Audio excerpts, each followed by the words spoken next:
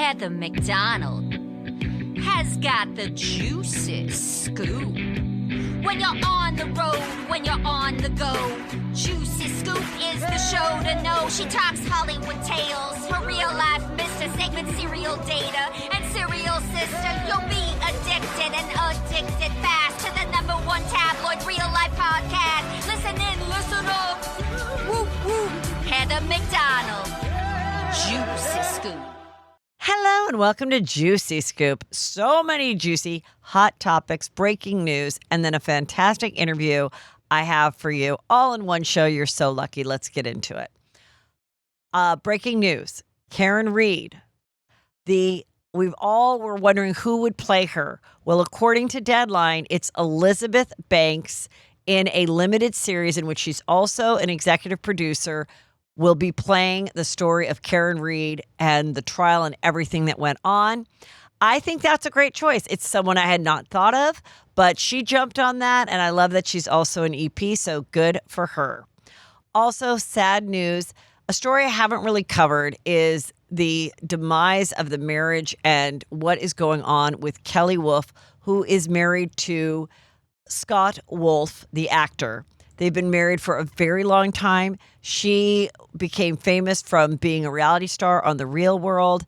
They have 3 kids together, and they are been separated for a while. She is claiming abuse from him. He is denying it. And she has taken to Instagram many times to share very disturbing videos that does not bode well for her. Instagram videos screaming at him, where she'd be filming it, claiming things where he's nowhere even near her, and he's trying to protect his children. He has shared text messages, or she's shared a lot of sharing of text messages, including one of their children who took to Instagram, who claims that his mother is mentally ill. So unfortunately, according to TMZ, Kelly Wolf has been jailed for harassment after a series of alarming Instagram posts. She is in trouble with the law. This is in Utah, and she has landed in jail for 2 misdemeanors after posting a series of disturbing Instagram messages. Hopefully, she will get the help that she needs. This is a very hard thing to diagnose or wonder what, in fact, is going on from afar. But having just seen some of it and seeing what her family's going through, I think very much she needs professional help. So there's that. Today, I want to talk to you about romance on Audible. So you guys know how much I love reality TV because it's about love and relationships. And let's be real, it's about sex oftentimes. And you know I love that genre of sex, infidelity, affairs. That's what we love most because it is so juicy. It's messy, but it also lets us escape into someone else's passion. And honestly, what better way to complement that obsession than with a romance audio book? With Audible, it's not just about watching a story unfold. You're actually inside of it. There are so many times when a romance audiobook can just make your life better. I mean, you're driving home from work. Maybe it's a long trip. Maybe you're just doing errands. I really like it then because it's like I get out of Trader Joe's and I do something, and then I'm like, oh my God, I'm so excited to get back in my car and see what's going on with this couple and their sexy life. You know, sometimes you just need to like get in the mood. Maybe you have a special night and with your significant other. Well, there's an audiobook too to spark that. One that your partner can listen with you, which can be really kind of fun. We did that the other night. I was like, come on, let's put this on, Peter. And we were like making dinner and no one was there. And it was really a different way to kind of like set a fun date night and keep it at home. You don't always need to go out to dinner. You know, you turn this on, you make your own dinner. You can role play. It really kind of gets you in the mood. And it's just a very fun, different thing. Or maybe you need a confidence boost before you go out on a date and possibly fall in love. What better way to get ready and get in the mood, do your makeup, curl your hair, than listen to a romance Audible book? I'm telling you, it is the best. Have a fearless heroine get you in the mood to make this first date something so special. Audible romance can be your key to whole new worlds. Okay, so here is really the fun part. Audible lets you explore sides of yourself you might be a little bashful about privately, but you can do it because it's just through your earbuds. So do you have a thing for period romances? Audible has, I'm telling you, like bodice ripping, hot, very descriptive, puts you out of your head into literally a different period of time. And it is just really fun. And I really like it, especially when I'm just doing something mundane or I'm working out or on a long walk and just sort of imagine what my neighborhood would have looked like at that time. And even when I go back to like where I was walking, I kind of remember and associate it with that like sexy story I was hearing. Maybe you are into craving fantasy romance, which you can be transported into like entire new realms and fake courts and forbidden enemies and magical love stories. And maybe you just want something more contemporary and grounded. So pop in and experience the highs and lows of modern dating and texting drama and office flings and second chances or whatever. Whatever your preference is, Audible Romance has you covered. So let me tell you about what I'm listening to. So juicy. It's called So My Ex-Boyfriend is a Serial Killer. Okay, so you're like, yes, this is obviously up the juicy scoop train of thought, and it's really good. It's really juicy. There's this woman named Sydney, and yes, her ex-boyfriend has been dragged off to jail because he's in fact a serial killer. Like there's missing posters of women, and she's trying to get along and get on with her life. She has very few friends. Neighbors are weirded out by her. And then this guy, he's a chef, he's tattooed, but a little like a thirst trap. He comes into the picture, and the last thing on her mind is wanting to date, but now she's being kind of asked out and having a romance with him. And it gets really juicy because then there are these, internet sleuths, true crime junkies that are really involved in this true crime story of her having dated this, in fact, serial killer. It's really fun, really good. I thoroughly enjoyed it, and I know you will too. And that's just one example of a great audiobook that I am really enjoying. Audible has all the best-selling and new release romance audiobooks, plus podcasts and originals with exclusive content that you won't find anywhere else. The narrators are always top-notch, and the membership plans are flexible, so you can listen anytime, anywhere. If you're like me, and I know that you are, you will love romance audiobooks. Visit audible.com for a free 30-day trial and a free audiobook, or download the Audible app today and just start listening to the best in romance audiobooks. And let me know what you got into. Okay, light, happier news. Taylor and Travis are engaged. She shared it on her own personal Instagram. It went absolutely crazy. He did it in front of a beautiful flower display, like Archer at his home. It was the two of them in the photos. It's several photos in a carousel of him down on one knee, her holding his face, a photo of the beautiful ring. And then she wrote, "Your English teacher and your gym teacher are engaged or getting married." And everyone's so happy for them.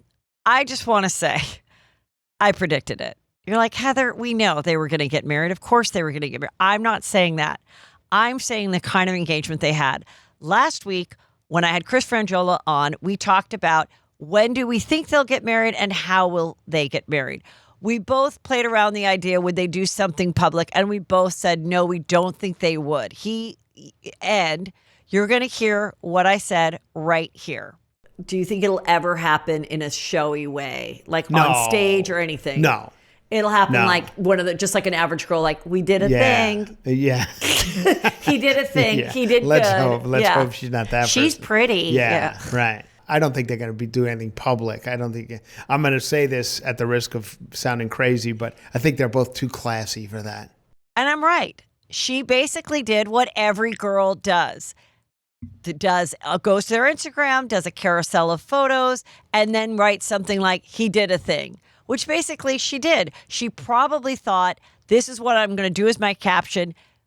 A year and a half ago, when she probably saw some comment where someone said, this reminds me of an English teacher and a gym teacher falling in love at the school and everyone being happy about it because they are both so wholesome, so likable, and they really showed their attraction for each other and their chemistry when she went on his podcast. Do I think it's coincidental that when she finally agreed to go on his podcast, she finally got that big damn ring? No, I don't. I don't know. I'm just saying she finally went on it, and then he got down on one knee. There is a little bit of talk where they engaged a couple weeks ago. Is this old? And then she went on the podcast. Like she said, give me the ring and then I'll go on the podcast. I don't know. But the podcast has broken a Guinness Book World Record for the highest amount of downloads in the shortest period of time of any podcast episode in the universe since creation of podcasting, which is 21 million as of yesterday. So good for them. Happy for them. And now we'll have to predict about the wedding, which let me just work on and save that for next week. Okay, our girl, Little Nas, is okay. And I say that with love because that is the update. He did a little story and he said, don't worry, your girl's going to be okay.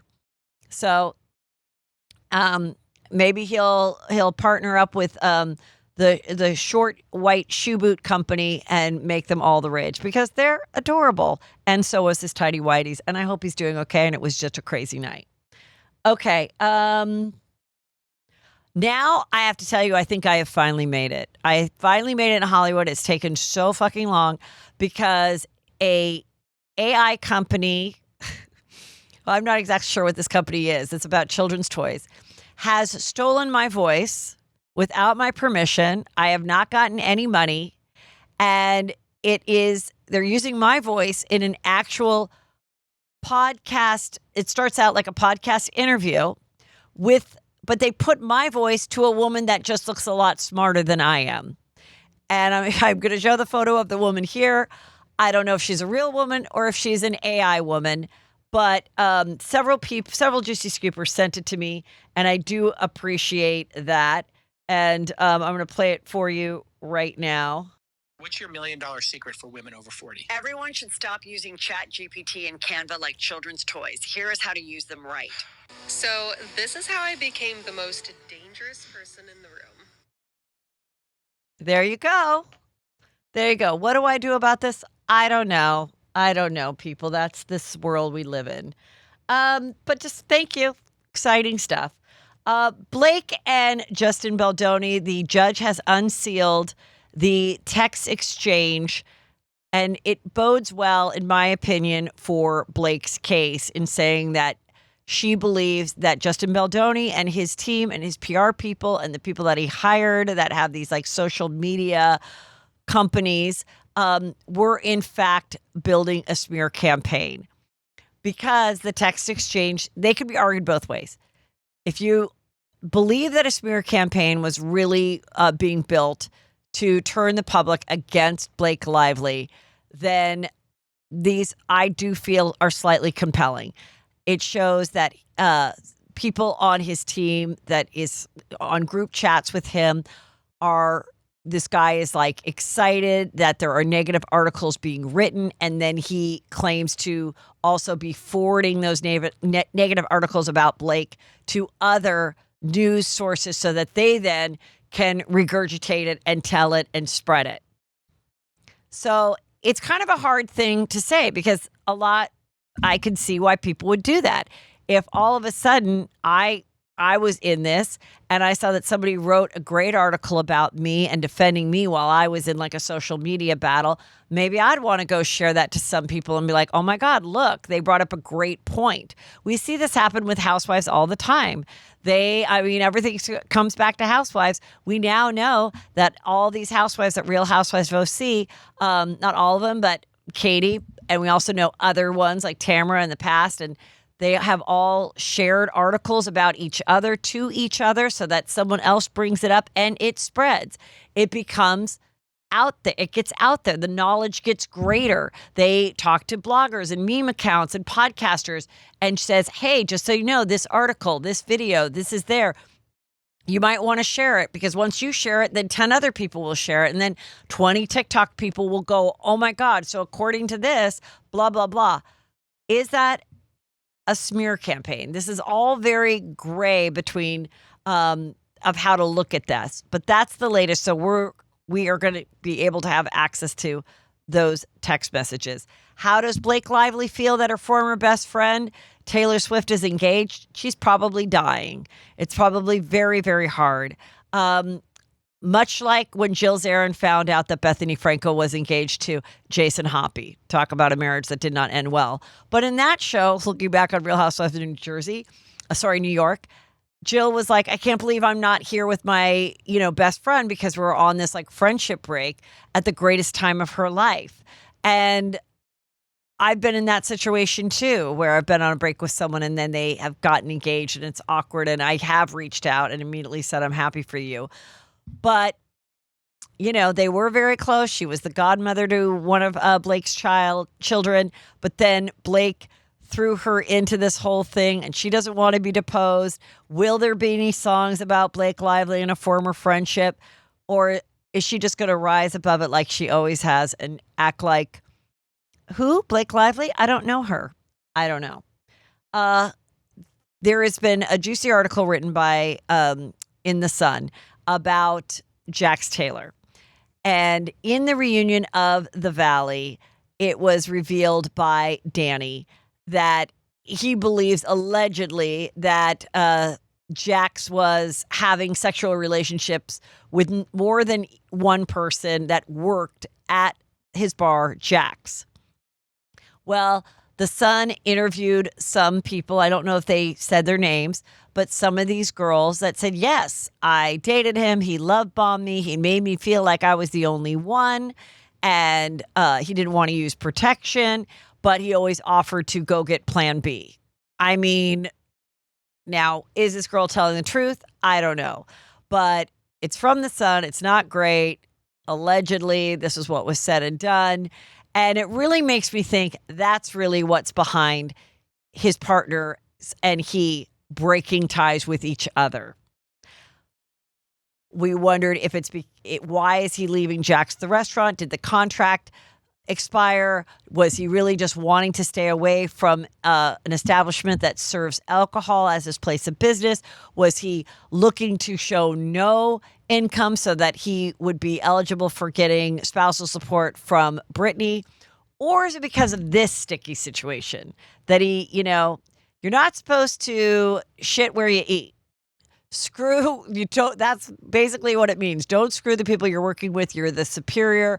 And in this post 2025 world, it is not a good idea to do that. And could any of these women now have any kind of case to say, oh, if I was told if I didn't sleep with Jax, I wouldn't get the Saturday night shift.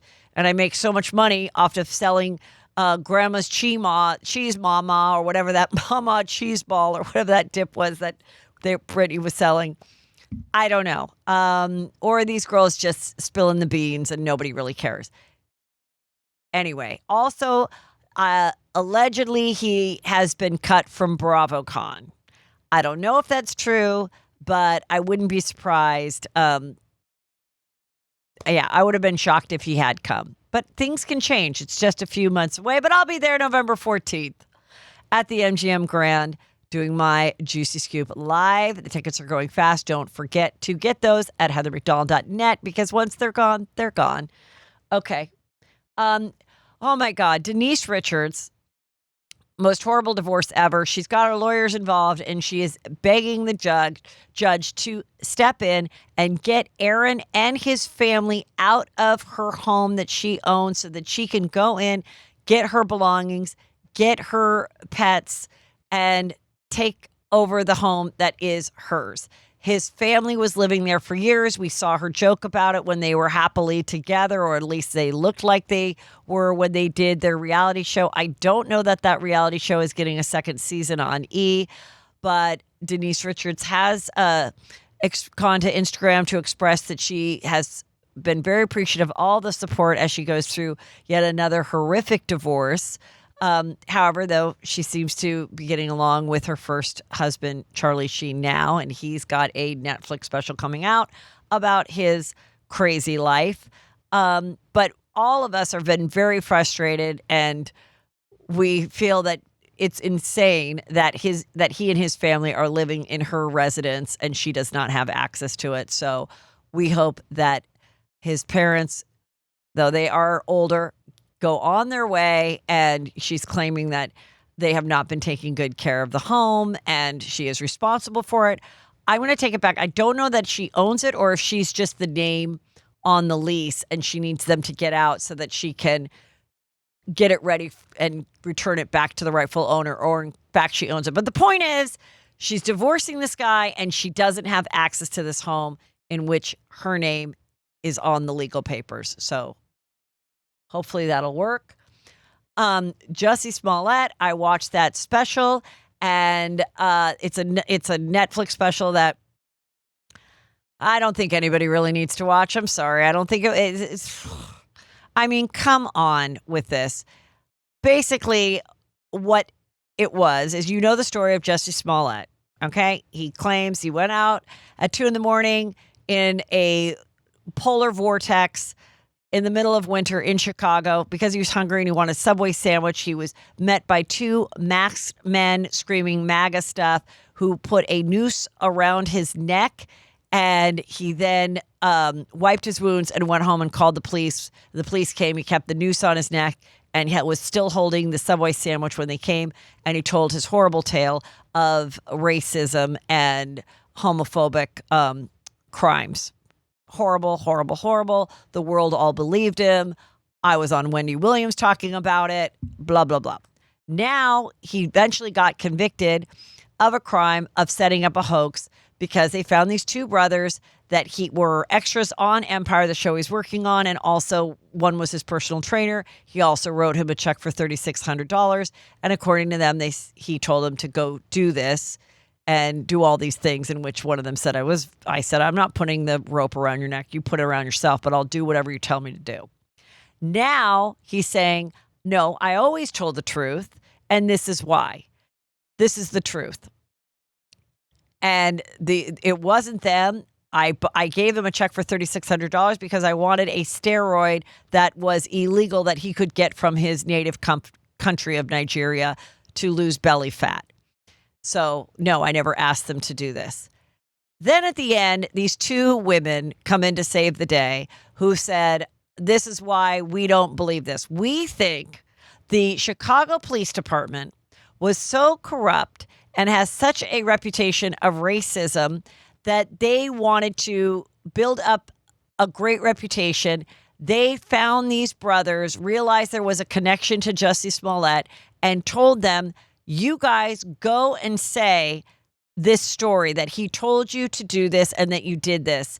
And then we'll close the case and we'll say there were no 2 men that were white doing this. In fact, it was these men, and Jussie hired them.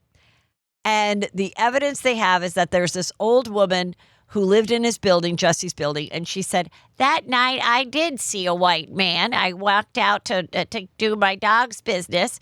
It was about 12:45 at night, and I saw a man standing outside of our building, in which I share with Jussie. We're in the same beautiful apartment building.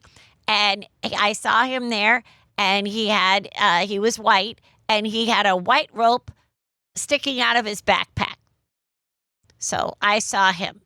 So I'm like, is this the same woman from the Amy Bradley, Where's Amy Bradley doc, where the woman said, oh, I saw her in the bathroom like 15 years later? No. Okay. The reason I'm going to say, so you're telling me that this guy is like, I'm just going to wait outside in the middle of a polar vortex, which according to people that live out there, like you really can't be outside for more than like a few minutes without dying. I'm just going to wait outside and hope that Jussie Smollett, who I hate because he's gay and black, is going to come out and maybe be hungry for a sandwich. And then my friend and I will meet him, beat him up, and put this noose around his neck so he knows that I am a racist asshole. So no, I don't believe it, but good for Jussie Smollett for getting some work and with this stupid Netflix doc, and he is also going to be on Special Forces. So good for him. The Menendez brothers were denied parole, both of them.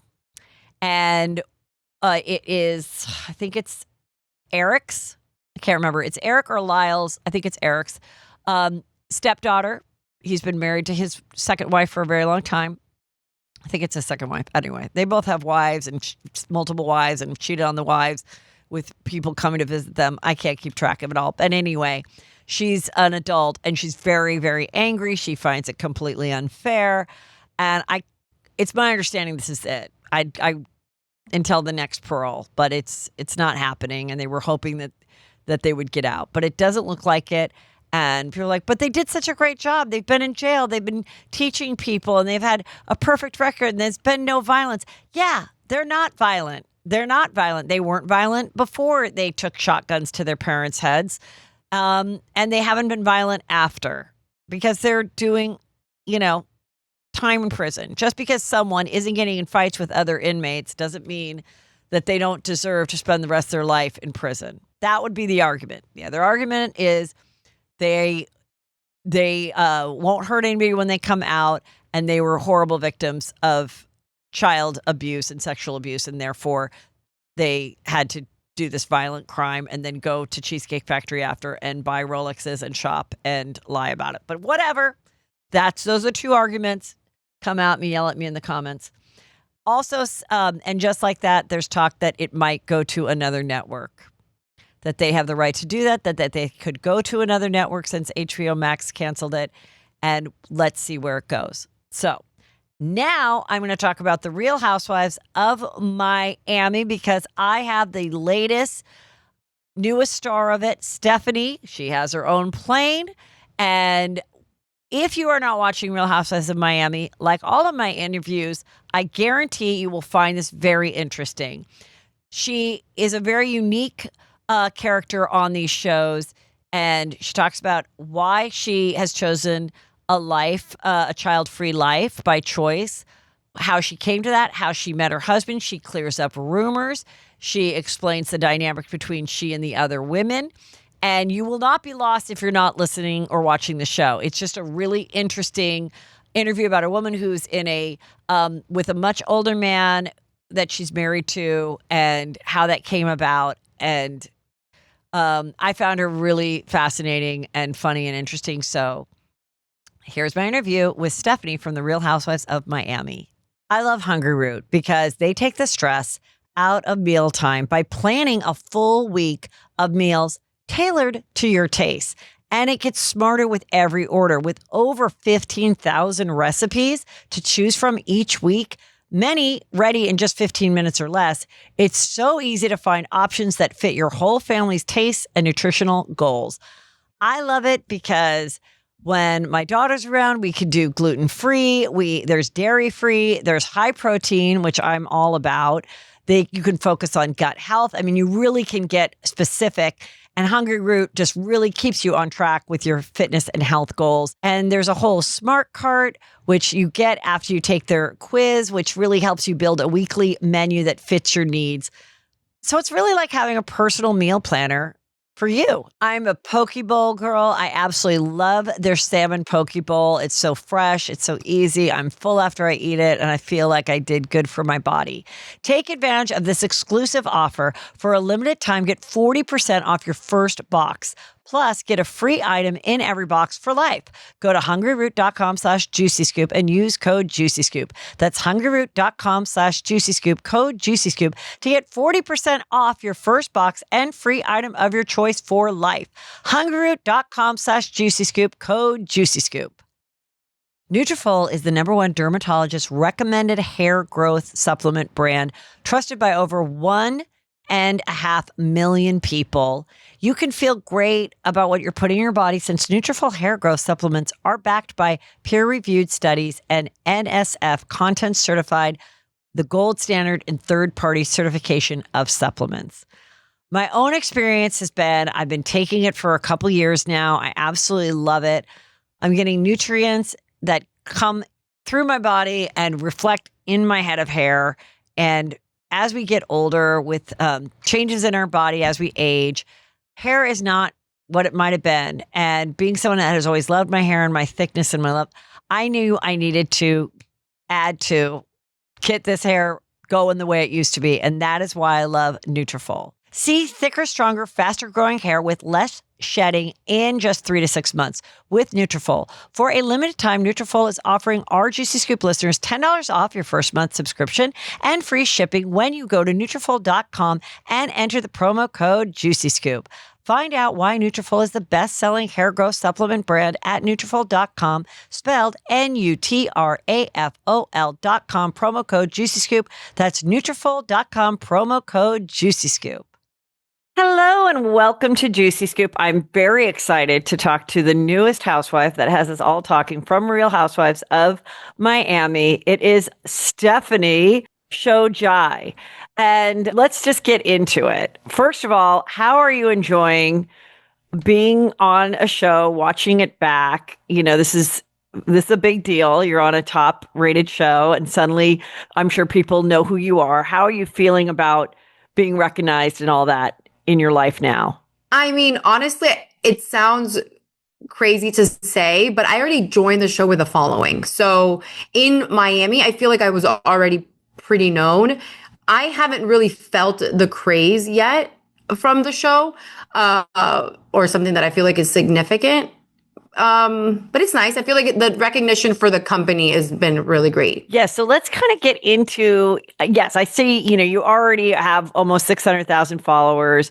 You had this, you were a personality. I heard that, that you had been approached, throughout the years or people saying you should do it. So what made you decide this was the time and you wanted to go for it? And it's funny. I always said, I'm never going to do it. I'm not going to do it. I'm not going to be on Housewives of Miami. But then I shot a pilot, like 2 years ago.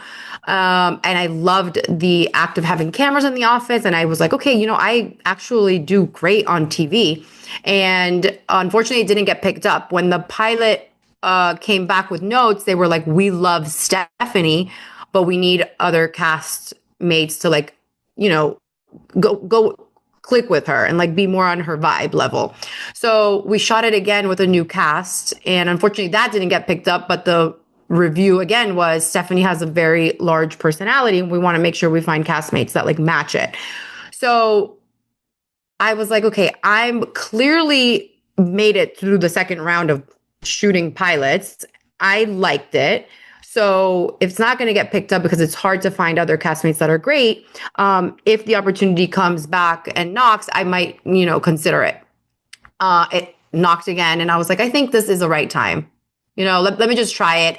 I did it for really 3 main reasons. Reason number 1 being it looks fun to have a bunch of girlfriends. I haven't been that type of girl. I've never been this social person. And I've said it in the show and it's true. And I feel like the people that knew me on socials and they really know me in real life, I've never been that type of girl to do girls' night. You're never going to see me out hanging out at the bar with my friends. It's just not me. So I was like, this looks like it's really fun. Obviously, number 2, I thought it would be great to get more exposure for our company, a worldwide exposure. And then number 3, Larsa was like, no, because I'm good friends with Larsa. She was like, being famous it's going to be so fun for you. And you should try it. I'm like, being famous kind of looks like it would be fun, let's try it. And that's really why I ended up being like, I'm going to do it. Yeah, I think in your case, I think it's all been very positive because it is interesting to see someone that, comes in and you're like, oh, here's this younger woman with the Birkins and the PJ and everything. But I don't think I've ever really seen that many housewives that actually work and have multiple meetings and have to perform and get stuff done. And in the last episode, when we see your husband, he calls you because he's like, there's stuff happening. This is hard that you're doing this other job, which is, but they don't want to say that. So it's you're doing this other thing with your friends. But I mean, essentially, you're going to come home to I assume a shit ton of emails. Oh my God. Heather, it was so crazy because I was so naive and I pride myself in being so smart and so not naive. And I was naive to think that this looks easy. Just go, just can be on camera for a little bit. I cannot express to you how torturous it was for me to manage my duties at Shoma while doing the Housewives. You obviously don't get to see this and the viewers don't get to see this, but like after we were done filming, I would pick up the computer, work for endless like hours, and then like have to get up and do it again. In particular, the cast trip, which was brutal for me. That's why my husband was like, you need to come back. But I think a lot of people don't realize how hard I work. They don't realize that I actually come to the office on Saturdays, and I sometimes come on Sundays, and I'm here till late at night. I come early in the morning. But then again, I've always been like this since I was little. I'm addicted to being productive. I just don't feel well if I'm sitting at home doing nothing. So I work really hard. I thought I could manage both. I did it, obviously, but it was definitely harder than I anticipated. So let's go back a little bit to find a little bit more about you, because I feel like definitely as a viewer of the show, we don't know very much about what got you to being married and in this position that then led to Housewives calling and having a big social media following prior.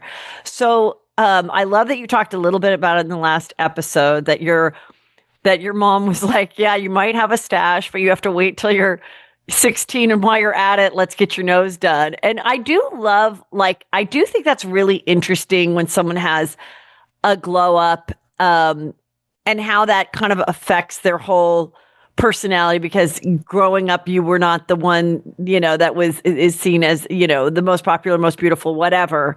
And then you find yourself in kind of this new body and confidence. Can you speak on that a little bit? Of course. So no, I definitely was like, at one point, my mom is beautiful, but when she was younger, everybody was like, she's going to have the most beautiful baby. And so when I was born, everyone's like, oh my God, so excited to meet Stephanie. And they were like, dude, what happened? It's like an ongoing joke in the family. They were like, she had to put bows on me all the time because people thought I was a boy. So, I mean, I really wasn't like this like beautiful child that they expected my mom, which has blonde hair and light eyes, it's like naturally blonde hair. But, I didn't, I went to school. I didn't speak Spanish. I definitely wasn't the pretty popular girl. I didn't speak much English. Like my house, when you came over, smelled like Spanish food. Like it wasn't like I was like the cool girl, like you said. And then when my mom was like, you can shave at 16, I was like, and she's like, let's get a nose job. And we went to the doctor, and I was so young. The guy's like, we're going to do this, and he's like drawing it for me at 16. I don't think I even had my driver's license at the time. I ended up getting it. And then I looked in the mirror, and I was like, oh my God, it gave me such self-confidence. And I actually got a lot of backlash about saying that my mom told me that, because people are like, oh, moms can be so cruel. I don't look at it like my mom was cruel. I look at it like she is a realist, and she knew like this is going to prevent her from feeling her best, being confident. And like with time, like she's either going to do it now or she's going to do it when she gets older. Let's just do it now so she feels her best. And then obviously like that spiraled. And when, I got older, like I went to Botox and fillers. And listen, I'm very pro, do whatever you can to make yourself feel prettier and give yourself more self-confidence. So I don't shy away from any of that stuff. I think sometimes people are not honest enough about how it's just a fact that appearance does make a difference, not only in your self-confidence, but in doing that, having a life that then you feel like, I fit into. I've had friends that, struggled with weight. And then once they felt comfortable and got to a place of a healthy weight that they felt more, they did like dump that guy and get to a level of a husband that they felt was like, better and more exciting. And they were more exciting about, like, they were settling. And I feel like that's such a taboo thing to say. Which I think a lot of us do have moms that were like, put a little lipstick on, you'll feel better, or you need to lose a few pounds, honey, I'm being a friend to you. Like, I don't think that's like, I think too often, that's seen as like, you're the worst almond mom. And I'm like, yeah, but if you don't do that at all, are you really being a great mom? Yeah. I think it's a hard struggle that mothers have. Yeah. It's so true, but I really can't thank them enough. And them meaning my dad too. He was so involved, and he was like, Stephanie, you got to dress for the job that you want. You got to dress to be addressed a certain way. You have to look a certain, we live in a shallow world, and I don't know why people are so sensitive to admit it. It is. I mean, I don't know of maybe in Miami and LA and or worse in New York, but for the most part, we do live in a shallow world. And I really am thankful that my parents were like, Stephanie, paint your nails, like, you brush your hair. And, the nose job was obviously a major, but I am very happy that my parents did that. I don't want any kids ever. But if I did have a child, I would probably do the same thing. So just to get clear, so you did grow up in Miami, and what's your ethnic background? You're Colombian. So I'm Colombian. Okay. I was born here. But I spent so many months out of the year in Colombia that I consider myself very Colombian. Also, my parents don't really speak English. So they kind of sacrificed learning English because they wanted us to be so strong in Spanish and like reading and writing that the main language of the house was Spanish. Their job, well, my dad's job was based very much in Latin America. So the Spanish was like the main language. I consider myself very Colombian. So did you grow up with money? Listen, in looking back, I think I grew up with like BMWs. I didn't grow up with Rolls Royces. I grew up with BMWs and like a really nice house. I went to private school. I didn't grow up in flying business class. So like it's all relative. I wasn't on like food stamps. Right. No, I get it. So I was just kind of wondering what that situation was. So was it like you didn't have like armed guards in front of your house and a staff of 12? No. And my mom made our lunch boxes and they drove us to school. And like, we didn't really go out to eat often. But I still had like the nicest clothes and like, nice shoes and stuff. So now let's get into a couple things. Now you said I never wanted kids. So did you know that at a young age, or did you decide that after you became an adult? Heather, I am so passionate about work. I'm so passionate about being productive. I'm so passionate about like leaving the house in the morning and doing something that like produces or makes a change or just anything that's not me at the house. That I did for a period of time start thinking like, is there more to life than just working and producing and being away from home? And nobody really knows this, but I ended up thinking like, okay, I'm going to put Shoma on hold for a little bit at the beginning of me working here. And everyone was saying, like Masood's really wealthy. Like, why do you need to go to work all the time? Like you're going to regret this. And I believed everybody. I went to Williams-Sonoma. And I packed up the car with like pasta makers and cucumber like cutters. I don't know, a bunch of stuff. I came home and I was like, I'm going to make dinners for my husband. And Heather, I was miserable. I remember calling him and being like, dinner's going to be ready in an hour. Don't be late because it's going to get cold. He was late. The food got cold. Like the plate didn't look good anymore. The kitchen was a mess. Granted, I had help. But I was like, this sucks. This is so hard. I just stayed here all day to make this guy fresh pasta. Husbands are not showing up on time to eat it. I was like, that's not for me. And then I realized, like, imagine I'm this frustrated about him not making it in time for the pasta. I have to now feed 3 kids that are probably not going to want my food. And they're going to turn teenagers, not want to hang out with me. Like, this is not a rewarding job. I don't feel like this is rewarding. So then I started convincing myself, like, this is not for me. And then I was like, what if they get sick? Like, I can't just cancel, my podcast with Heather because my kid has a fever. Like, I have an agenda to go. So I convinced myself that it's just not for me. I think it's really refreshing that, women today have the choice and it's not shameful and you always know. Like me personally, I knew at a very young age, like I want to be a mom no matter what, even if I do it on my own. And, my sister is a mom, but she struggled with getting pregnant prior to becoming pregnant. And she had a neighbor that was fabulous. And she and her husband were like artsy fartsy and like took photos in Joshua Tree and all this other stuff. And she never wanted to be a mom. And I said, do you ever envy the people that know that they never want to be a mom? And we both are like, yeah, because if you do and you have trouble attaining it, it's so hard. But if you are happy and like, this really isn't for me, it's not a huge desire of mine, I don't feel like I'm missing out, I think that's really refreshing to voice it in a public platform. I think that's probably, I'm sure you've heard from a lot of people that feel the same way. And I want to just, one little funny story that popped in my head about my own mom is, so my mom did go, her parents sent her off to an all-girl Catholic high school because back then it was like, those schools were actually made so that women would then go on to have a career and not just like get knocked up like the private all-girl schools. Yep. So she was working, met my dad in advertising, but then had all these kids and loved, like really was a stay-at-home mom.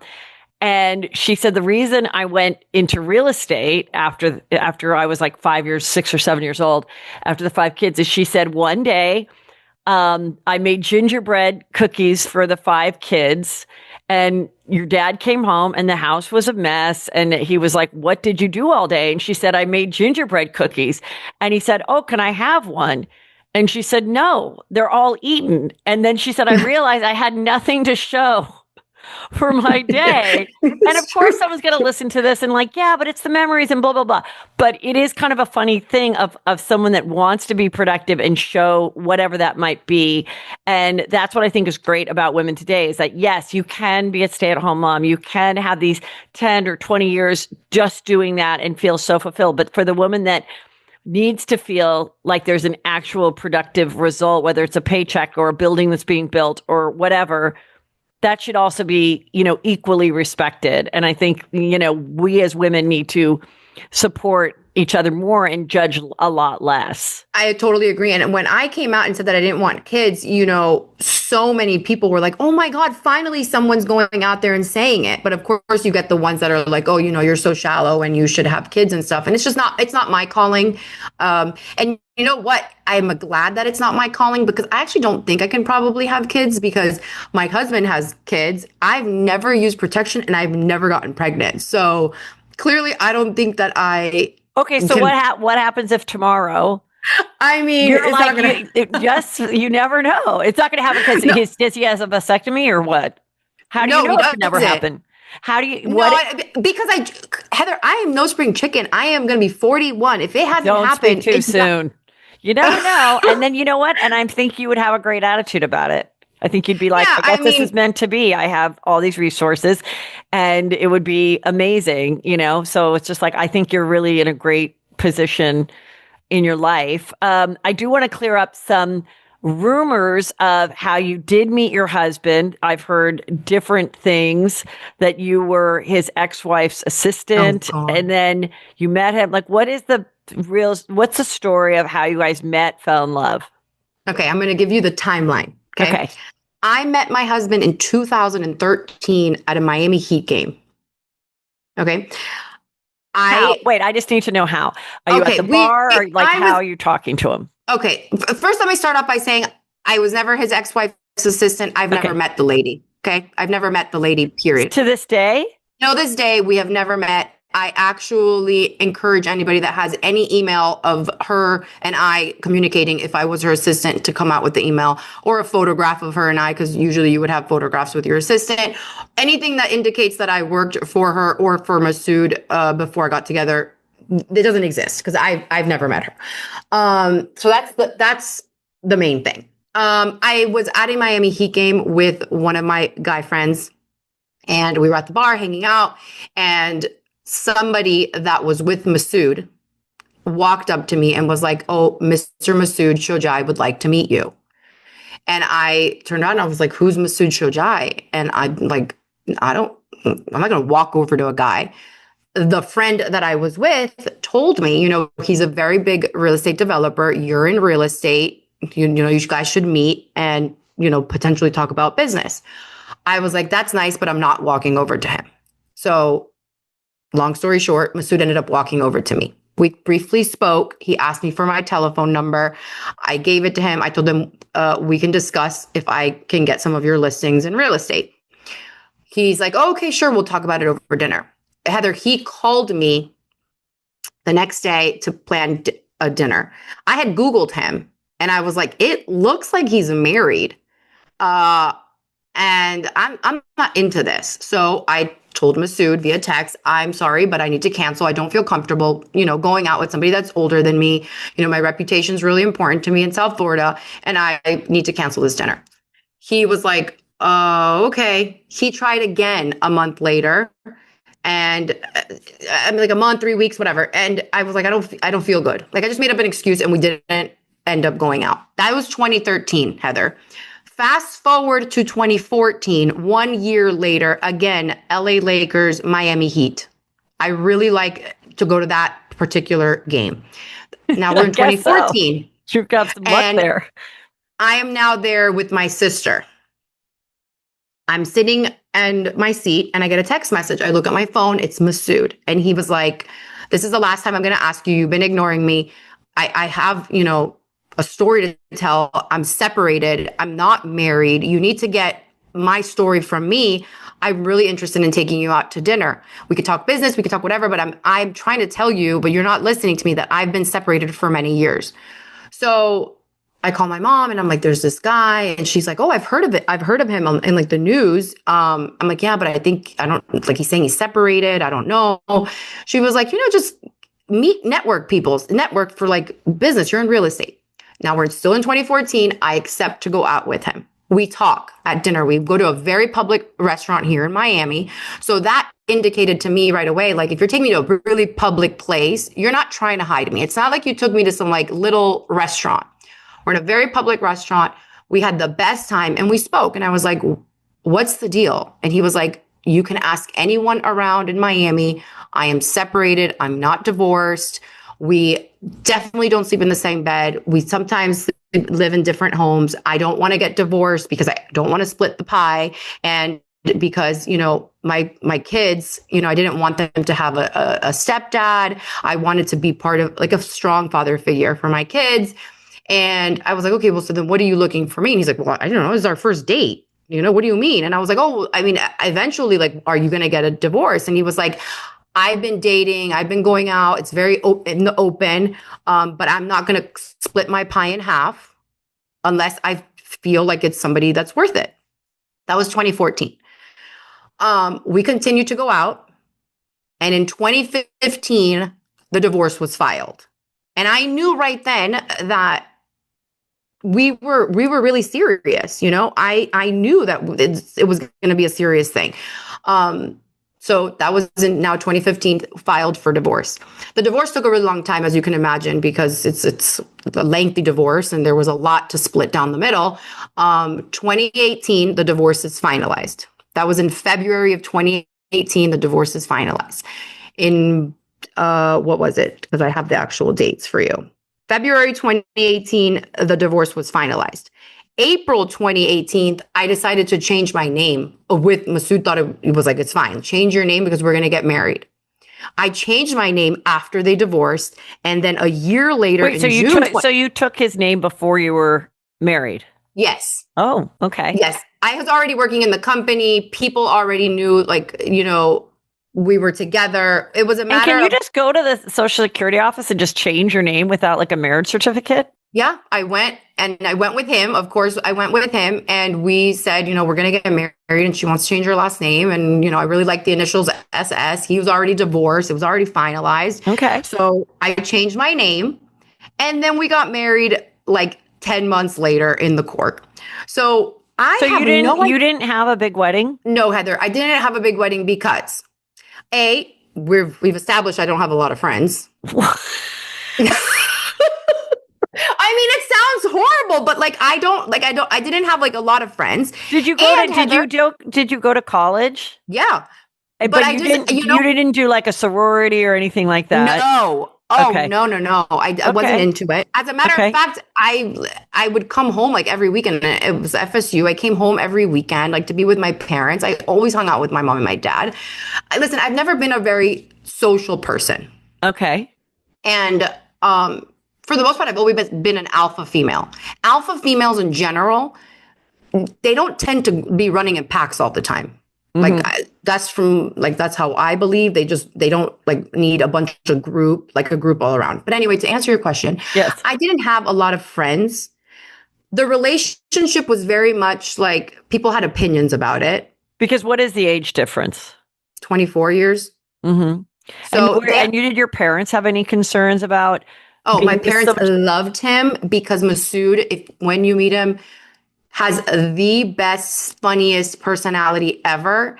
And I think my parents just knew, like, oh my gosh, she's so happy she's met her match. Like, they just like really get along. If you hang out with me and Masood for like an hour, you're going to be like, I totally get this relationship. Like, there's nothing not to get. I mean, I definitely can see it just watching that there is a real connection and respect. And there's certain couples that, have their dynamics, and there's some that are very much like, into each other and spending time with each other. And I think that does translate on the TV.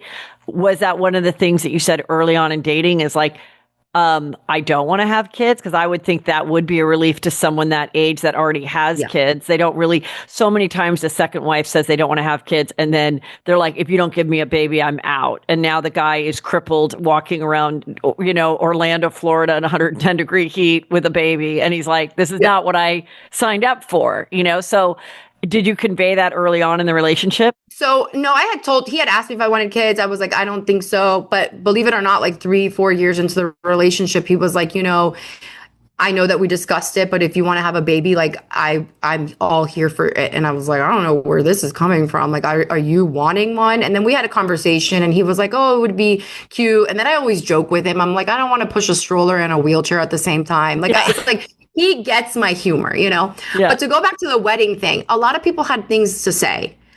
And I was like, why are we going to invite people? Spend a ton of money. Half of them are going to talk shit. They're going to say something about the food, my dress, or the fact that we got together.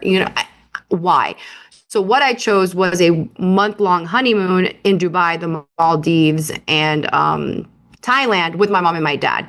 Now, a month-long trip with the people that I love most has been the best memories, rather than being able to show people that I had a wedding and, I don't even speak to half the people that went there and they didn't like the cake. I'm just... Okay, I also think that is so valuable and refreshing.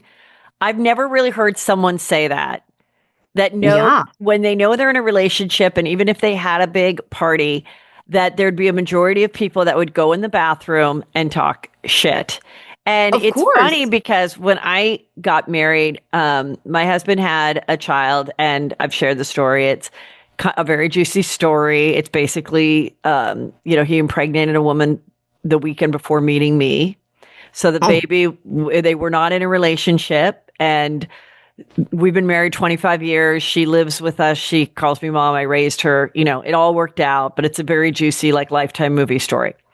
But I told my parents, we're going to get married and there is an infant, which is juicy. Like, when we went to the church, they were like, I said, there's a 7-month-old baby. And they were like, I thought you were going to say 7 years old, and I'm like, well, she's 7 months. And so, she only knows her parents not to be together. She knows that, I thought of all the benefits, and I'm like, what if I can't have kids? I have a beautiful daughter. I don't know what my future holds.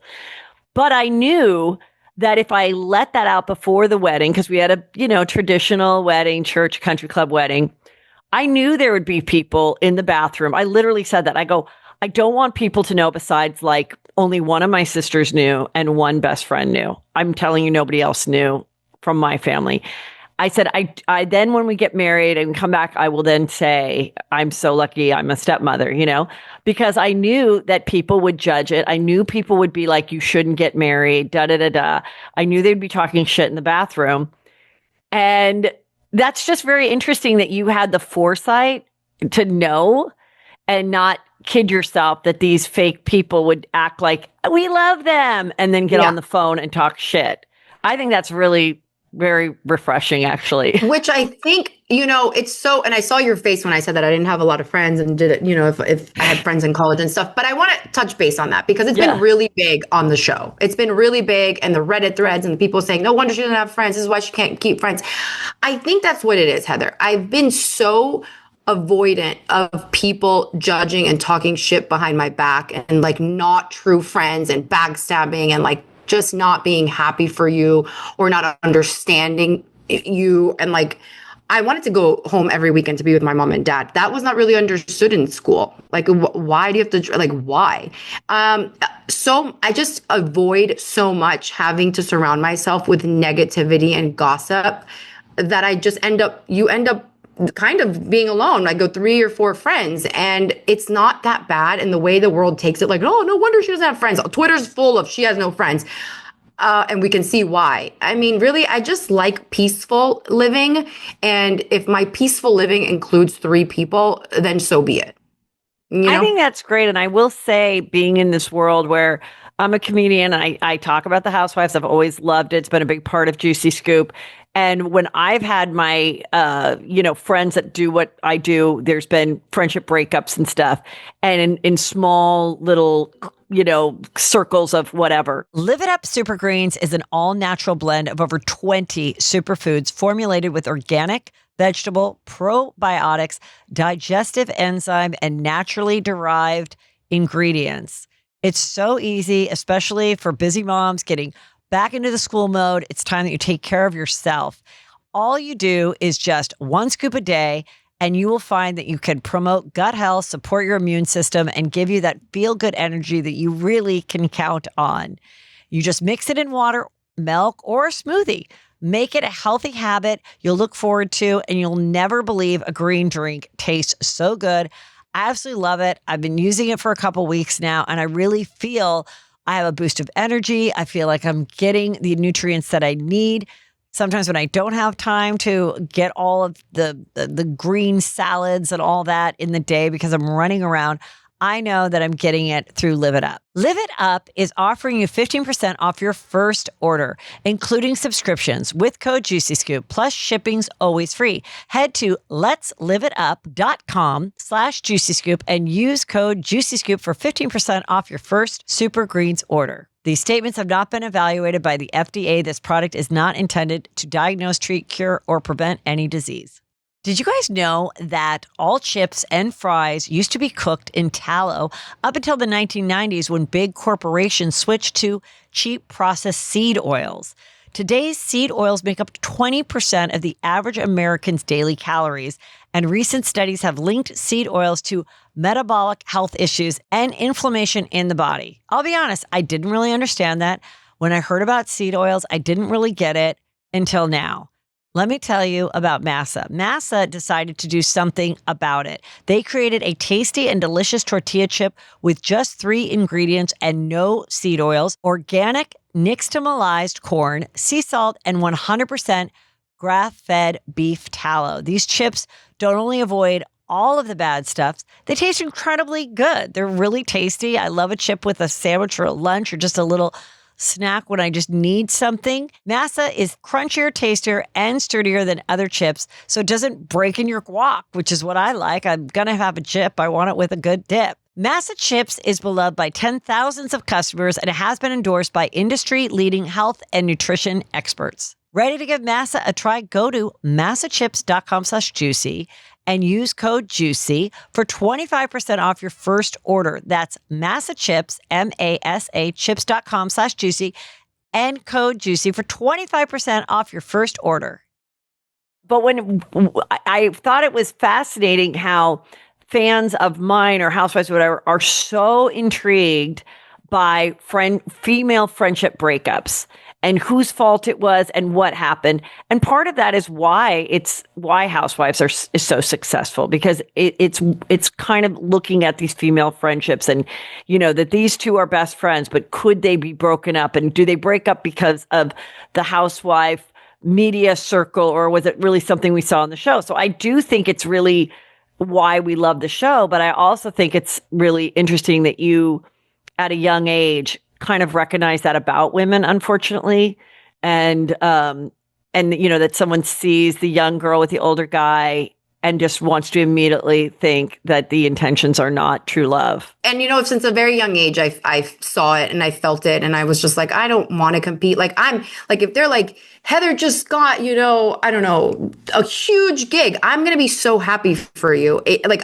Anything that happens, like anything, you get a new purse, a car, I genuinely just want to be. And don't like to surround myself with people that like we're fine and then like 2 minutes later you're talking shit, which I think played a major part also in the Housewives, where when I sensed that somebody was saying something, I immediately say like, what's the problem? And I get over it, but I have to tell you that I know what you said and I'm angry.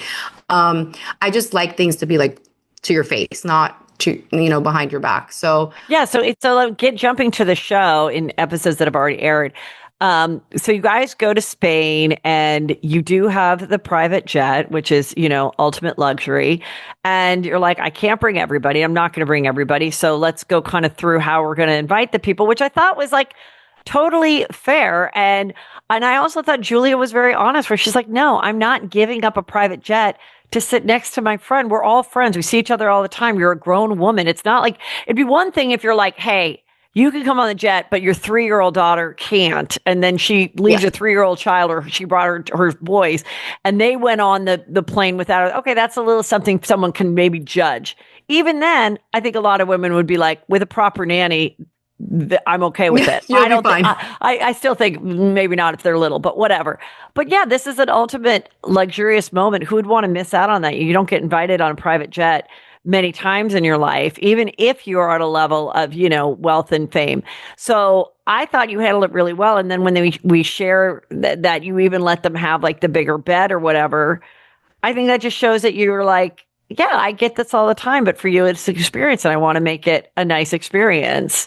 And then I don't think, sorry, I don't think people got to see that.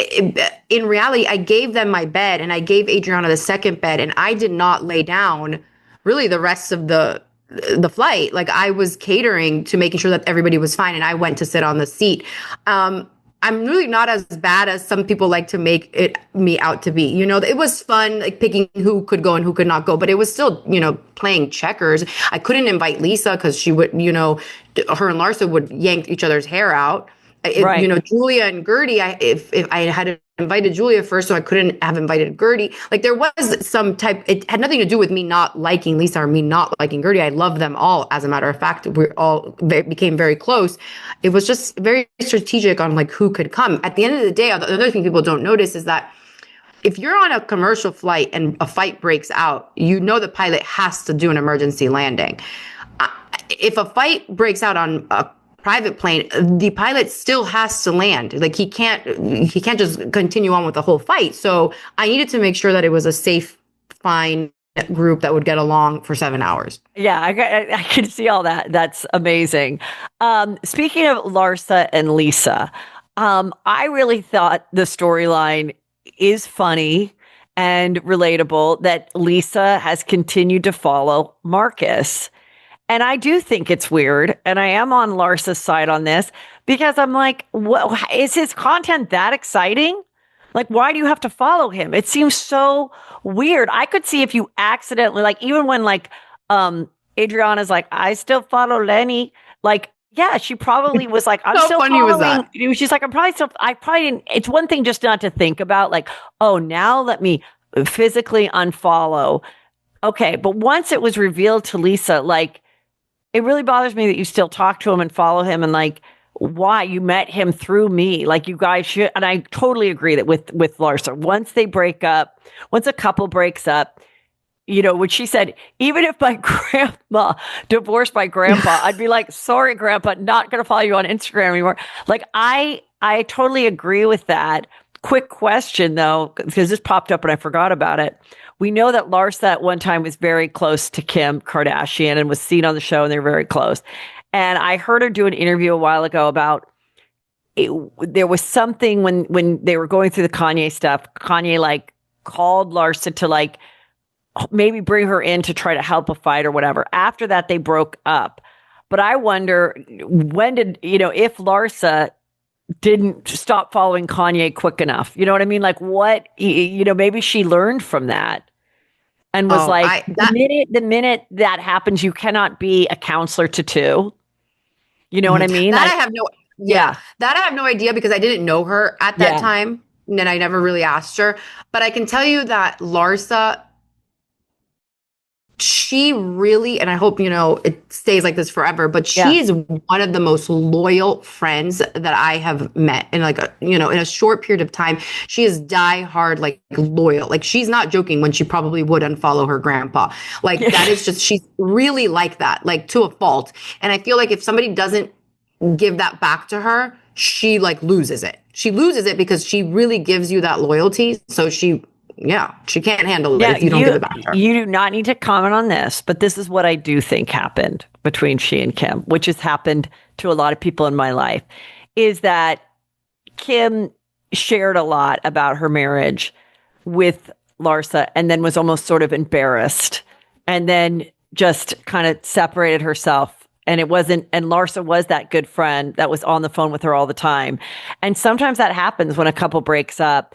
Or they break up and then they get back together. They almost are like they dump the girlfriend because I don't know. So that's what you don't need to comment, but that's what I personally think happened. I do think Larsa was always a good friend and maybe too good of a friend. And I do see that in the show. And so I am team Larsa in watching it because I think it's very obvious. And I think it's a relationship, a dynamic that I have seen play out in my own normal life with friends and people breaking up and getting divorced. Yeah, that would make sense just because of what the Larsa that I currently know. Like the Larsa that like I met is very loyal. So that could be a theory. I don't know. I love that you called out Lisa on being late. I want to make sure I was not a second late for this Zoom. Oh my God. And obviously, that is crazy that I did a podcast with her. She was not late. But I might have had something to do with that. No, just but she's not late anymore.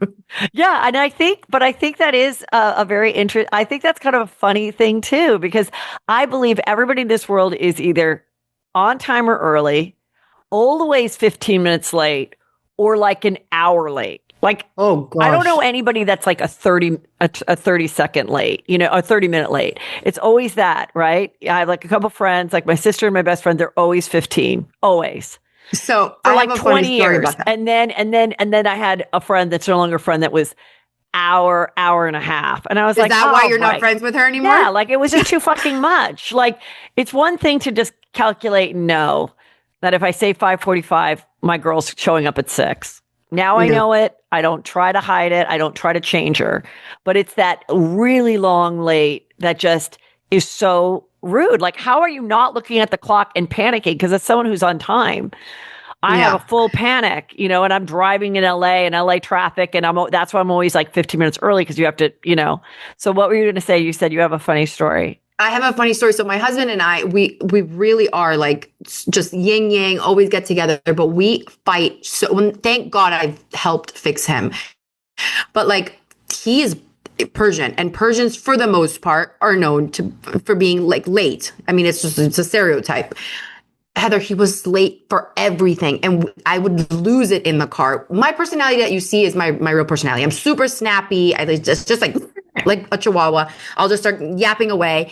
And I was like, I can't do this. We're so disrespectful. We're late. And he would, at one point, was like, you need to get out and get yourself an Uber. And I was like, I'm never driving with you. And then finally, I was like, this isn't going to work. Like, I will meet you at the restaurant. And I'll see you when I see you. Our friends are going to know that it's you that's disrespectful, not me, because I am so insane about being punctual. Thankfully, I fixed him. Now it's like he's only like 6-7 minutes late. And that to me is very much progress, So I've done a good job. I'm fixing people left and right here. Okay, you said the little chihuahua thing. How little are you? Oh my God, everybody's asking me. I'm 5'2". I weigh 125 pounds. I'm very petite. Yeah, you are petite. I mean, I couldn't, it's like sometimes you can't tell, like, like in your gown, like in the opening, and then when you see you like walk into your room and you have platform shoes on and you're still little, I was like, I'm so tiny. How little is this person? I'm tiny, but the worst part is that my arms are super short. So it's like makes me even smaller. I have like little arms. My husband calls me T-Rex because I'm like, yee. So it was funny. I have a really good sense of humor. Nothing really insults me that much, except when people tell me I was his ex's assistant. That makes my blood boil. I wonder, I wonder how these stories come about, because I've noticed as someone who's like, been into Housewives for 20 years, that lately there's been like weird, for lack of a better news, like word fake news. Like it'll look like a news article, and then like a Instagram account or something will like pick it up, and people will like want to put it in my like Facebook group for Juicy Scoop, and I'm like, I don't think this is true. This isn't coming from like Bravo.com or Page Six or whatever. And I'm like, what is this? And So I think people are started- just bored and they just pull it out of their ass. I mean, listen, I'm not going to say that I got together with Masood in a conventional way. I didn't. It wasn't conventional. I won't be the first. I won't be the last of somebody that dates a separated man. Masood will also not be the last guy that doesn't want to get a divorce to not split the pie. And if they do end up wanting to split the pie, waiting to meet somebody that's worth it. Our situation is not the norm. Do I regret it? Absolutely not. Do I feel bad? I wasn't the cause of that relationship ending. That relationship had been long done for 8-10 years. If people don't want to believe it, that's on them. And where did it start? It started on Reddit, and people are saying, I heard it on Reddit. Like, that's not very, that's not a reliable source. No, people. and that's anonymous, and people could write anything. I mean, people could say Heather McDonald eats puppy brains to stay thin. Yeah. And that could be picked up and been like, I saw her at Petco, and I saw her buying a puppy that we've never seen in an Instagram photo. And then someone's like, proof that she, like, it gets crazy. And it does. That is so, that's really interesting that you say all that. It's true. Here's another rumor, if I just can say, that I saw that the reason that Dr. Nicole left the show was because at one time you dated her now partner. Yes. Anthony and I dated 20 years ago. To me, it was a serious relationship. I was young. I mean, I don't know, probably not serious to him because he was, like older than me. I think he was like 8-7 years older than me. We ended fine. He broke up with me. There's like no hard feelings. Like we don't speak. We haven't spoken in a long time. Nicole and I also had never met until we met on that Zoom one time. And then afterwards we went to Gertie's birthday party. But if she didn't come for me, that's news to me. It's what people are saying, but you have to meet me. I'm actually a nice person. I've never heard her come for you at all. That was just, again, the behind the scenes rumor of why she, and I not knowing anything. I was like, well, it wouldn't be the first time that housewives, maybe on purpose find an ex, or something to bring on that's in the community that knows the girls to spark something. And then she was like, I'm out. But once I heard that, oh my God, it was 20 years ago and it was fine. And like, no, we didn't talk after we broke up, which you shouldn't. I don't think people should be friends with their ex unless you're sharing kids. So but again, like, it is interesting that then those things go, people want to find like more of a juicy story behind it. I think Nicole's fabulous. She's great. We're very different. Like Nicole's like the modest, more humble, like not show off. She's like super sweet, like totally opposite than me. I'm a show off. I'm loud. I'm picking fights with everybody. Like we're totally different, but we could still get along. There's no point of pinning us against each other. She's fabulous. We have different personalities. I mean, there's nothing that we don't have anything against each other. Well, speaking of which, do you think, because you say Alexia is coming for me, because I do think she has some insecurities, and seeing you with your success and your wealth and everything.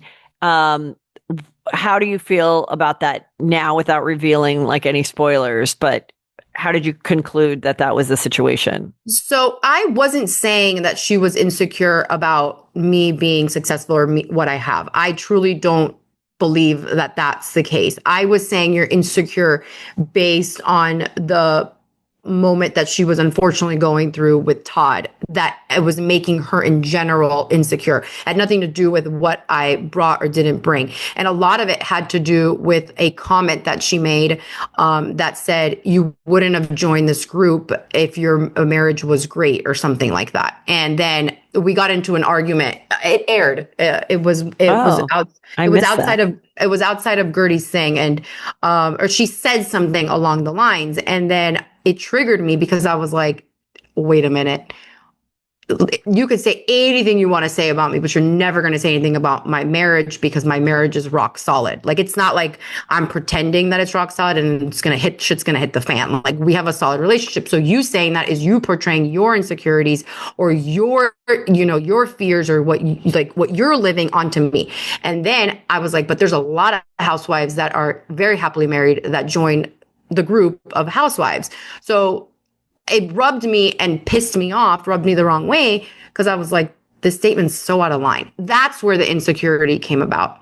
She's very secure in her own skin if she's hanging out with somebody that's wealthier or somebody that's not, has nothing to do with money. We're in a great place. We're both alphas. We're both very strong opinionated. We both are firecrackers. Like, you ignite us within like a millisecond. But she's great. She's great, and I hope that she finds a great guy and moves on from that. Yeah, that's an interesting situation she has going on. But you did say there's a lot of housewives that have great marriages. I mean, there actually aren't. I mean, you probably really saw. Well, there is Heather Dubrow. Okay, Heather Dubrow is probably one of the last ones standing. Okay, Kathy Hilton.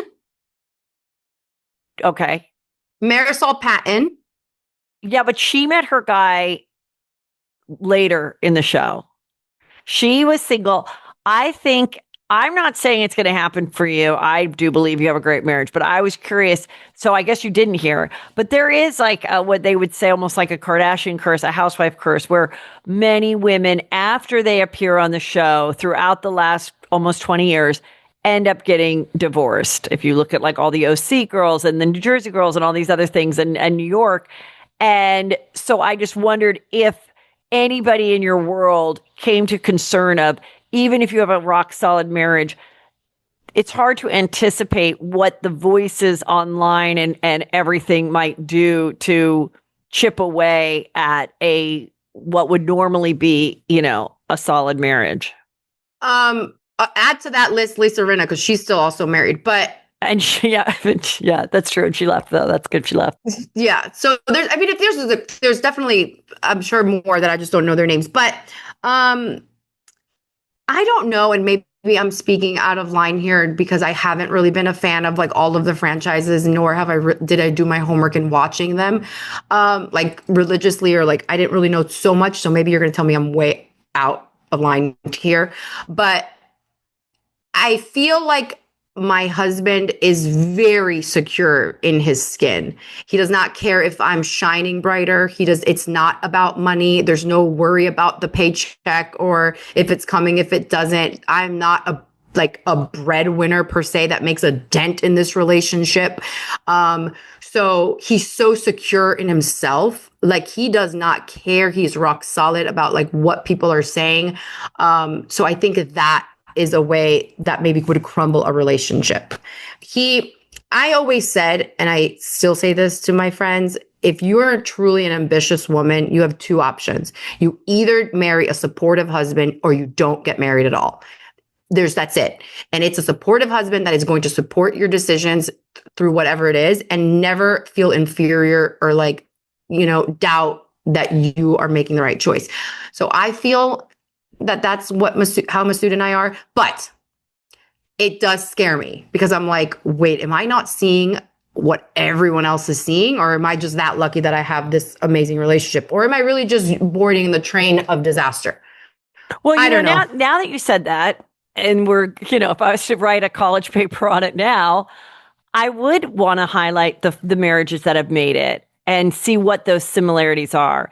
And now that you've pointed it out, I do think that everybody that I have talked to that got divorced after being on the show, they all said, I would have probably still gotten divorced, but it maybe this sped it up. Maybe highlighting the negativity, or they went on the show because they weren't happy in their marriage and they thought either watching it back would make the asshole husband realize he was an asshole and be nicer, or give them an avenue to leave the asshole. So now that you say that, I look back at the ones you brought up. The Hiltons have been married forever, and they lived through fame already before she got on the show. And he keeps his distance, and he thinks she's a hoot. The first time I met Rick Hilton, he said he knew me as a comedian, and he said, Kathy does impressions. Kathy does all these voices, which is like so funny that now we see her as a funny person. We didn't know that, 15 years ago. And also, the way that Lisa and Harry Hamlin, even when she goes, don't fucking talk about the husband or whatever, it's because she was smart enough to know, like, you're not going to ever fuck with that. It's people that, I think you're right. I think it's women that come into it and have it at a pedestal. I mean, I do think a shocking one was Kyle and Mauricio, but I would also argue that if Kyle and Mauricio weren't in the public eye, would they have lasted as long as they did? Because she even said, it hurts me when people said you were our goals. And it was the thing I was the most proud of, that I stayed married this long. And it makes me wonder, well, would you have stayed married that long if you weren't stuck on this pedestal of the lasting cutest couple? Like sometimes I'm like, these people that go relationship goals, I'm like, God, that's a lot to live up to too. Yeah. You know what I mean? That everyone thinks you're like this great thing. So, no, I'm not worried about you guys. I just wondered, had you heard that, but I think you bringing up too, that the money isn't something that's keeping the household going. And I do think with certain housewives, it gets to be that, or it's the addiction to the fame that they never want to let go. Like there's people that have been on the show that are kind of like, I can take it or leave it or whatever. And then there's other ones that I feel like get a taste of it. And maybe they always dreamt of being on a Friends type of show back in the 90s, but didn't really do the work to get there. Yeah. And now, like, what was your relationship with, like, as a little girl? Did you ever secretly think that you could be like a famous person or want to be on TV? You said once you started doing the pilot stuff, you actually liked it, but was that ever something that you aspired to do? No. So I just always really liked marketing. It's very clear if you follow my pages that I really like to market Shoma. Like I just live and breathe marketing. I just genuinely enjoy it. And I think that was really what pushed me to be like, TV is going to be fun because you get to put the brand out there. And of course it would be fun. But like as a little girl, I think more than anything, I just wanted to, see what it was to like have friends and like be, surround myself with people. And then with time is when I realized this is not, it's just not, it's tough. It's very tough having friends and cultivating the friendships and stuff. But I never really looked forward to being famous. It was when Larsa and I had that conversation and she was like, I think you'll enjoy it. You already enjoy social media. It'll be fun. But to be honest with you, Heather, I go to bed at like 8:30. Like I'm not out. Like when we go to restaurants at 6 o'clock, you don't catch me in Miami going out like at 9 to be seen. I'm not going to purposely like the hottest restaurants to get a picture taken of me. It's not my personality. So has fame really done anything for me that I love? No, not really. I think that's also really interesting. It was just something I've said about like the future of these type of shows and stuff is that by getting younger people like yourself, they have, experienced the last 20 years being on social media and sharing a lot about their life. So going the next step and having a reality show isn't such a huge, massive change in their life the way it was if someone joined Housewives with no social media 10 years ago, had their marriage exposed, had all this stuff. I think that's why like the TikTok moms and the Mormon moms, why they are so open about their lives on camera because they already were open on it before, and why like the next gen, whatever that show in New York with all the other kids that were, children of housewives or whatnot, why they're really comfortable in doing it. And it's not like a debilitating thing to have their life out there. And so, yeah, I agree with what Larsa said. It's also a challenge with housewives when they bring on a friend that they're like, you better be my friend and we better stick together and be loyal forever, because throughout filming that could be fractured. Was that ever a concern, do you think, of Larsa's? I don't think so. And it's funny because I was just talking about this the other day. I think Larsa knows my personality. Like, it's like, if you know exactly who I am and like how I am, in the sense of like, I'm argumentative, like I'm not going to stay quiet. You know, I'm not a pushover. I'm not going to be able to side with you if I think you're completely wrong. And I'm going to give you my opinion. I'm just not a soft-spoken person. So I don't think she expects me to just side with her blindly.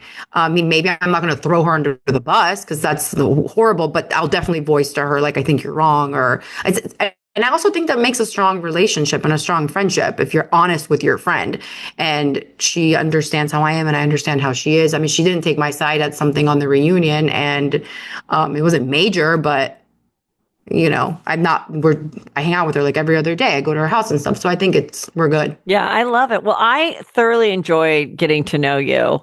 And I'm so glad that you came on Juicy Scoop, because I always think those are my favorite kind of interviews, is when there's a new housewife and we just don't really know the story and we can hear it directly, like in a long episode like this, and get to really know like your point of view and your background. And thank you for being so open and honest and sharing everything. And I do love the show. I think Miami's so fun just as a city, as like a eighth character. And I like all the girls. I think Marisol is hilarious.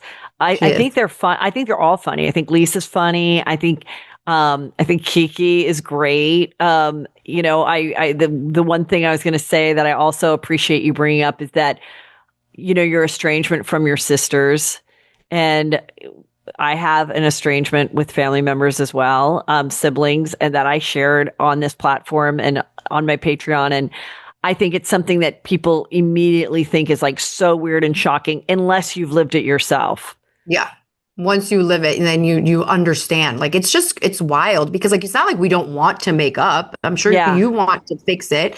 It's just, sometimes it's like, you don't know where to go, how to fix it. You know, they think you're the bad one. You think they don't understand you. It's hard too, when one person is at a level of success and fame and money, and it's always perceived as like, you know, oh, you think you're this, or you didn't invite me, or you, it's never enough. It's like when you realize, oh, well, that's not going to be enough. If you gave them a small house to live in, they'd be like, well, thanks. Might be nice to have a pool in Miami.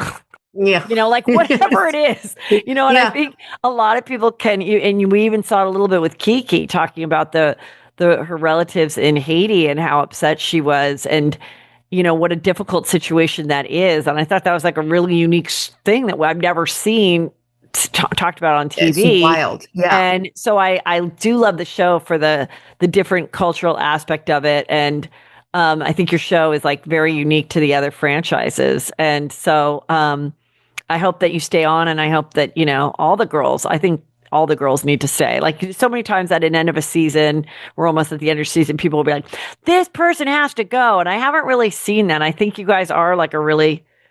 We're funny, that's for sure. Yeah, they're funny, cohesive, and a lot of like deep love and friendship there too among the women. Yeah, for sure. I think it's good. I mean, I'm glad that I tried it. I'm glad that I ended up throwing myself in there. I'm not going to say it's easy. Reality TV is very hard.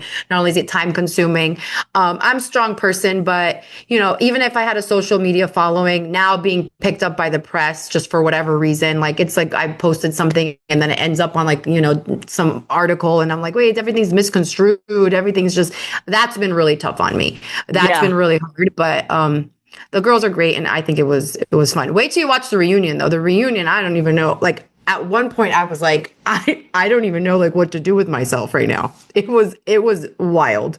Did you have a hard time choosing your dress and hair and makeup and all that whole look? I did. Well, I did. The hair, I like to do like a lot of different things. So that was fine, because I've had the same glam team for 10 years. So they're always with me. That was a little bit easier. The dress, I had a hard time. Ended up getting it designed by someone. So I think that's smart, because I always am like, you know, they give you like a color palette or whatever, right, that they want you to stick with. And then, but I'm also like, you know, you're sitting for like 8 hours.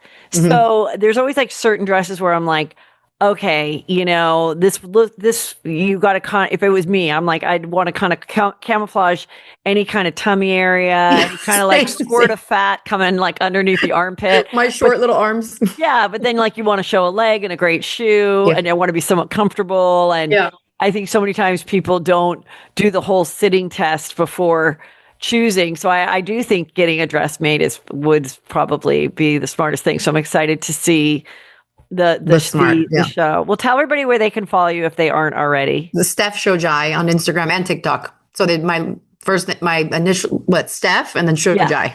Steph with an F, right? PH. Oh, Heather, you can't pronounce my last name.